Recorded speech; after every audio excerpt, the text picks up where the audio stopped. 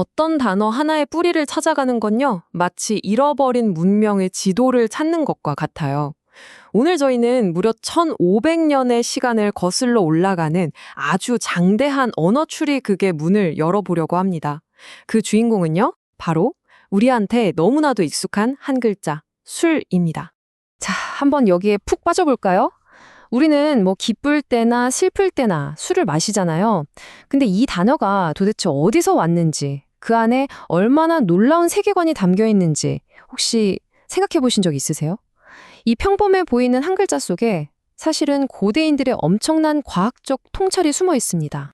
모든 비밀의 시작은 바로 수불이라는 단어에서 출발합니다. 학자들은요, 오늘날 우리가 마시는 술의 가장 오래된 형태가 물을 뜻하는 수, 그리고 불을 뜻하는 불, 이 두 글자가 합쳐진 수불이었을 거라고 추정하고 있어요. 아니, 고대인들은 술을 왜 물속의 불이라고 생각했을까요? 이상하지 않나요? 와, 진짜 고대인들의 관찰력은 정말 대단한 것 같아요. 생각해보세요. 불을 떼지도 않았는데 술독 안에서 막 기포가 보글보글 끓어오르는 바로 그 발효 현상을 본 거죠. 그리고 그 차가운 액체를 마셨더니 어때요? 목이 타는 듯 화끈거리고 온몸에 열이 확 퍼지는 걸 느낀 거예요. 아, 바로 이겁니다. 분명 물을 마셨는데 몸 안에서 불이 일어난다. 이것이야말로 수불, 즉 물속의 불이라는 정말 직관적인 이름이 탄생하게 된 배경인 거죠. 자, 그럼 수불이 어떻게 지금의 술이 됐을까요? 이건 한국어 역사에서 아주 자연스러운 소리 변화 과정이에요. 먼저 수불의 받침 발음이 약해지면서 수울이 된 겁니다. 이거 신라의 수도였던 서라벌이 지금의 서울이 된 거랑 똑같은 원리예요. 그리고 나서 수울의 이중 모음이 하나로 합쳐지면서 마침내 오늘날 우리가 쓰는 술 한 글자가 된 거죠. 어때요? 정말 논리적이지 않나요? 하지만 여러분, 이 수불의 비밀은 이제 시작에 불과합니다. 자, 지금부터는 술이라는 단어 하나를 넘어서서 아시아 대륙 전체를 관통하는 어떤 거대한 소리의 유전자, 바로 시옷 리을 구조를 한번 추적해 보겠습니다. 새벽녘 프리페에 영롱하게 맺히는 이슬, 그리고 일본 된장국의 핵심인 시루, 마지막으로 우리가 마시는 술. 아니, 전혀 상관없어 보이잖아요. 근데 이 세 단어가 놀랍게도 시르라는 공통된 소리 DNA를 가지고 있다는 겁니다. 고대인들에게 이 소리는요, 그냥 액체가 아니었어요. 무언가 아주 깊게 응축되고 추출된 가장 귀한 정수, 그러니까 엑기스를 의미하는 소리였던 거죠. 에이, 이게 정말이냐고요? 그냥 그럴듯하게 꿰맞춘 추측 아니냐, 이렇게 생각하실 수도 있어요. 좋습니다.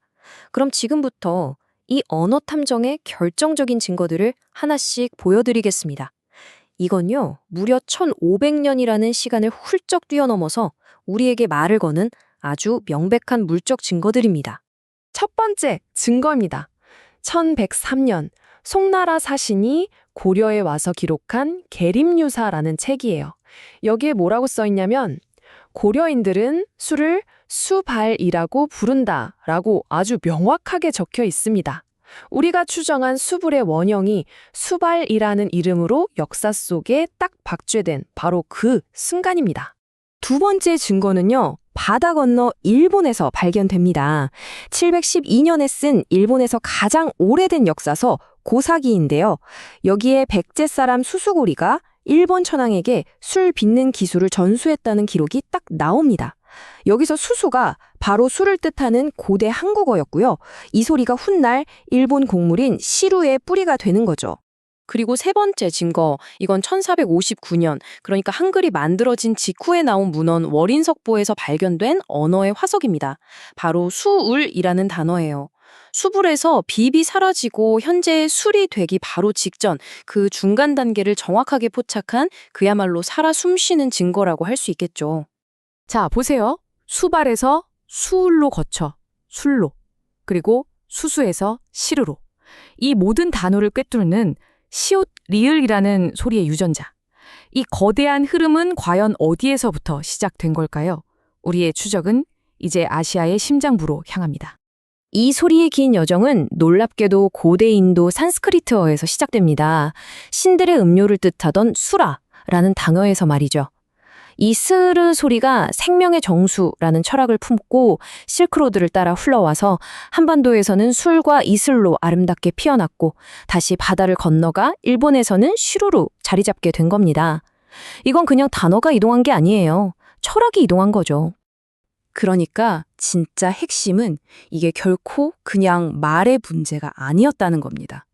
아니, 왜 이 단어들이 하필이면 이렇게 신성한 정수의 의미를 갖게 됐을까요? 그 해답은 바로 고대의 제사의식에 숨어 있습니다.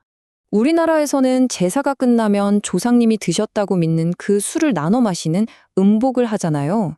신의 복을 내 몸으로 받아들이는 아주 신성한 행위죠.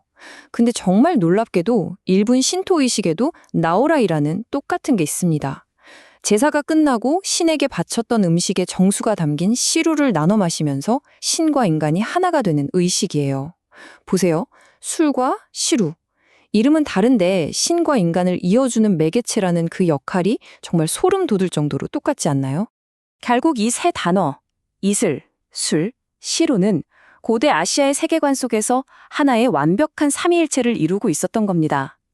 하늘의 정수인 이슬, 땅의 정수인 술, 그리고 생명의 정수인 시루. 이 모든 것이 SL이라는 소리 안에 응축된 가장 순수하고 신성한 생명력을 상징했던 거죠. 자, 이제 이 모든 걸 알고 나면 우리가 일본 식당에서 무심코 마시던 그 된장국, 미소시루가 완전히 다르게 보일 겁니다. 그건 이제 더 이상 단순한 국물이 아니에요. 아득한 옛날 백제의 술 전문가 수수고래가 전했던 바로 그 신의 정수가 수천 년의 시간을 훌쩍 넘어 지금 당신의 식탁 위에 남아있는 고대 제사의식의 희미한 유령인 셈이니까요. 우리가 마시는 모든 한 모금이 바로 살아있는 역사입니다. 오늘 이 술 한 글자에 담긴 장대한 이야기를 통해서 우리는 과거와 만났습니다. 그렇다면 우리가 매일 무심코 사용하는 다른 단어들 속에는 또 어떤 놀라운 비밀들이 우리를 기다리고 있을까요?